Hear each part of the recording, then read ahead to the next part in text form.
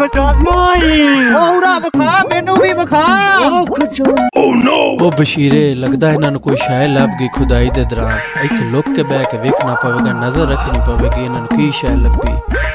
अगर ये शय मैनू मिल जावे ना तो माला माल हो जाए। देखते सही की शाई खजाना ही छेती छेती खोल वेखी कोई आ ही ना जावी। ओए ओ तो मैनू लब्बे ने मेरे मोबाइल ਆਪਾਂ ਦੋਵਾਂ ਨੂੰ ਲੱਭੇ ਨੇ ਅੱਧੋ ਅੱਧ ਕਰ ਲਈਏ।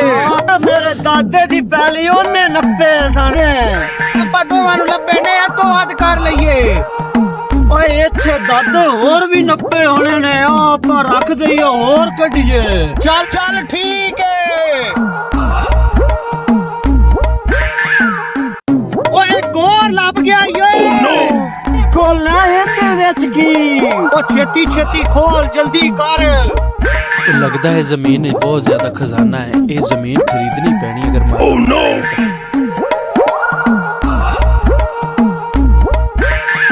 ओ इत्थे की करदे पियो, की खड़दे पियो?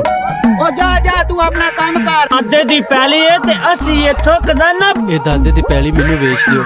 ओ जा जा तू नहीं ऐसी बेचनी, जा तू अपना काम कर। ए जगह मैनू बेच दियो, भावे मुंह मंगे पैसे ले लो। ओए रामू इन्नू की पता, आपा इन्नू बेच देंगे 2 करोड़ रुपया ले लइए। ठीक है असी 2 करोड़ दी बेचनी हो।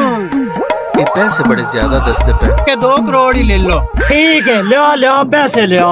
तो मेरे को चेक हैगा है। हाँ चेक ही लिया के दे। ठीक है चेक ही ले लो। 2 करोड़ का चेक आपा ते अमीर हो गए। जमीन तेरी यार शायद ऐसी हुन गया काबू कर ला। छेती खजाना कड्डा ते अमीर हो जावा। किथे गया खजाना? तू इत्थे की करना पे? जा जा काम कर। ये जमीन में मोल लई जो मर्जी करा इत्थे। ये तू इत्थे की करना पे?